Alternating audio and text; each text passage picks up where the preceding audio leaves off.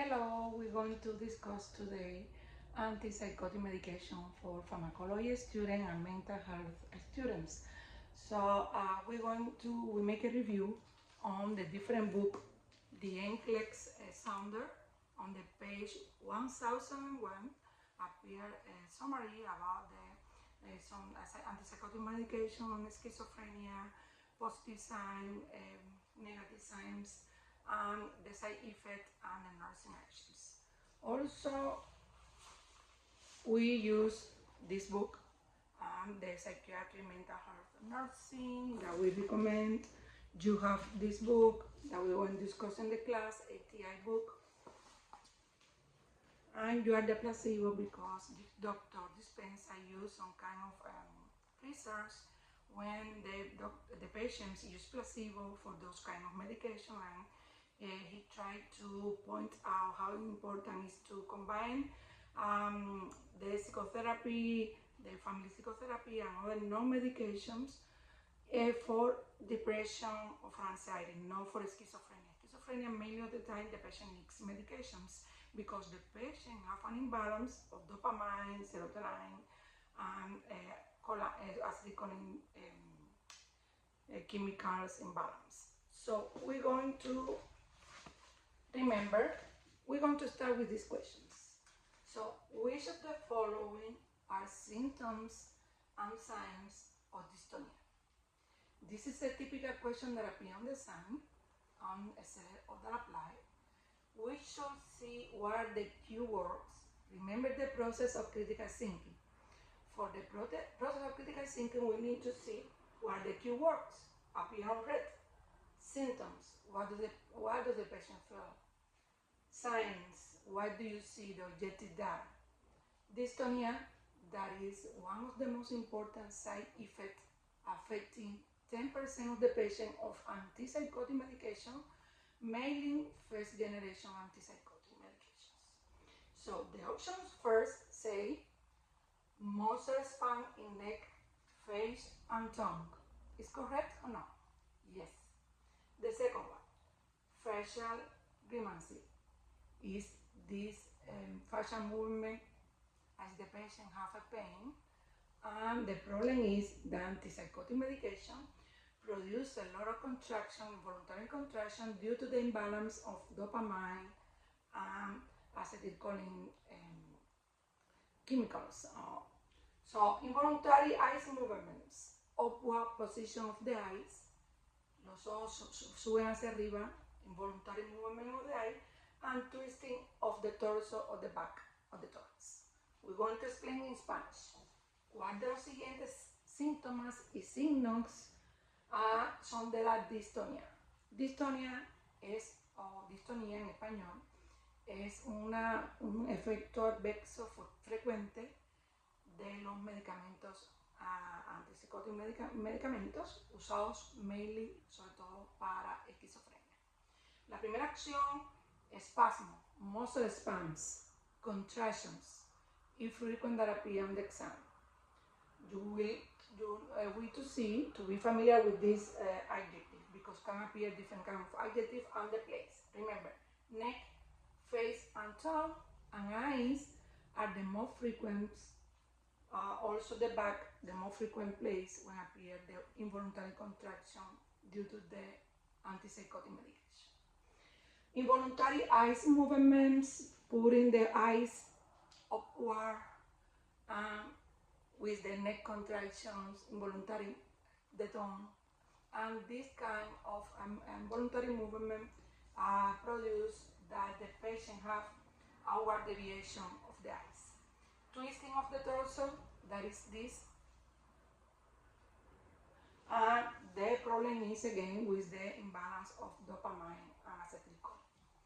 So, remember that for cerebral apply, sometimes the option in this case are all the options. But in our case, we can be confused because the option should be one or two options. And we continue overthinking and saying, oh, only one option, only one, two. Is this also the apply no overthinking? We should use the keywords.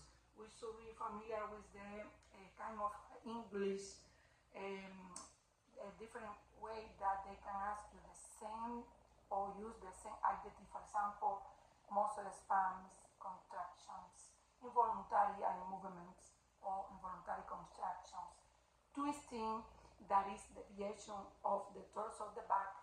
And we also going to mention that schizophrenia is considered also called schizophrenia spectrum disorder. This is a chronic mental disorder that affects how people think, feel, behave, and speak. This is the definition that the National Mental Association in the USA pointing out or defining schizophrenia. So also schizophrenia, and it's a frequent question that appears on the exam, we saw on the movie Beautiful Mind. The frequent age that appears schizophrenia is 20, adolescents, or on early adulthood.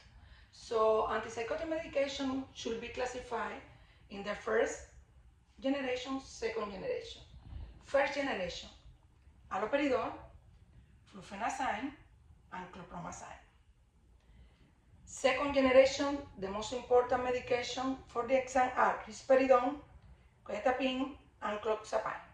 That produce this second generation less extrapyramidal side effect, less anticholinergic side effect, and the first generation produce more extrapyramidal side effect and anticholinergic side effect. So remember also that for the exam, the most important medication for antipsychotic medication that you can get questions are one, haloperidol. That is the first generation medications, appear on pills, appear on IV. The FDA has not completely approved the intravenous way, but sometimes used for psychosis crisis, and chlorpromazine in the same situations, and clozapine in the same situation. There is a pills, appear on the pills, appear on IV, but mainly is using the pills. So second generation, the most important medication that you will see on the exam are risperidone, clozapine, and quetiapine. So from haloperidol, what is the frequent question that can appear? First, for example, one question is about safety. Patient with haloperidol, what is the most important nursing action that the patient should take? One of the most important nursing action is advise or educate the patient. Remember that this patient have bizarre behavior, have thought problem, have hallucination, has paranoid thought. So we should take care if the patient is in crisis or not. So haloperidol, one of the most important side effects is extrapyramidal side effect, dystonia, akathisia, that is restlessness that the patient cannot maintain or keep on the sitting positions, tardive dyskinesia that appear on 2 months after being treatment. Also, you can have questions on haloperidol saying to the patient,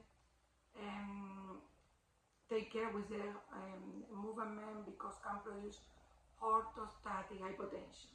What is orthostatic hypotension? This is the patient can feel some fainting or some dizziness when have some movements. This is one question for the exam. Risperidone frequently you can get questions on the patient can produce metabolic syndrome or metabolic shames, have increased weight gain of lithium. Remember, risperidone or risperdal and lithium produce weight gain.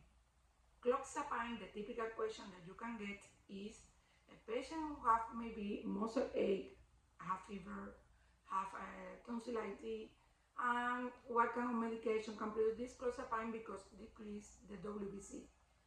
Therefore, on clozapine, the patient should be monitored every week for the WBC because produce agranulocytosis.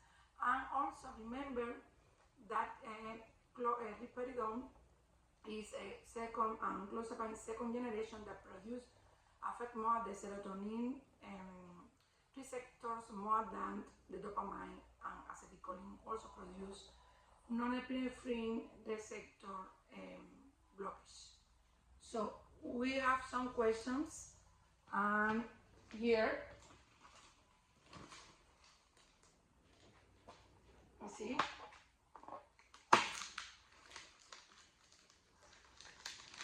one question that appears typically on the exam. Haloperidol. What is the most important side effect?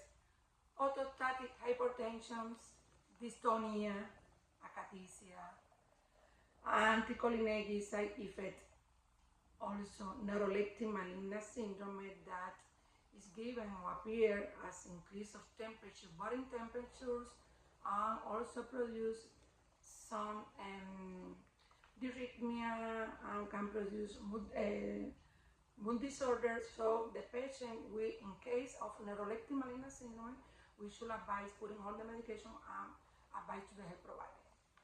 So another important question that appears on the exam, but remember, it's appears the side effect for haloperidol. One of the most frequent is dystonia that appears on 10% of the patient. And what another question is,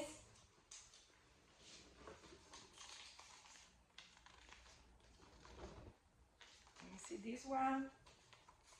What are the frequent age when the patients or the individual can get the diagnosis of schizophrenia, as in the movie Beautiful Minds appear on the adolescents and early adulthood.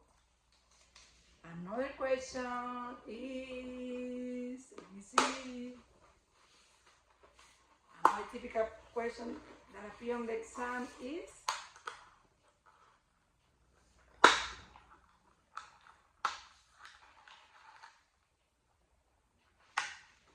so other questions are in relation to safety. Remember, safety is important. Those kind of patients have shown symptoms of harm themselves or harm others. So what is the important here in Florida, for example, Baker Act, or involuntary admission in the hospital in case that the patient have some wanting to harm other or harm herself or harm themselves. Suicide, also preventions, suicide precautions. All the time, look at the question that safety is important. Remember the Maslow pyramid. The second options, the second most important needs after the physiological needs are safety. Safety is important for everyone.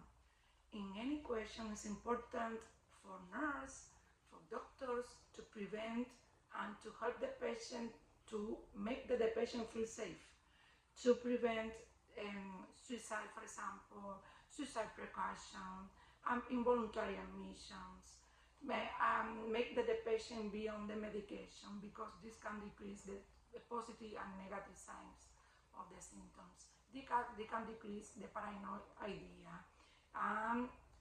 If you have any question, you can ask me. Remember that books can help us to open our mind and to improve our critical thinking. Thank you.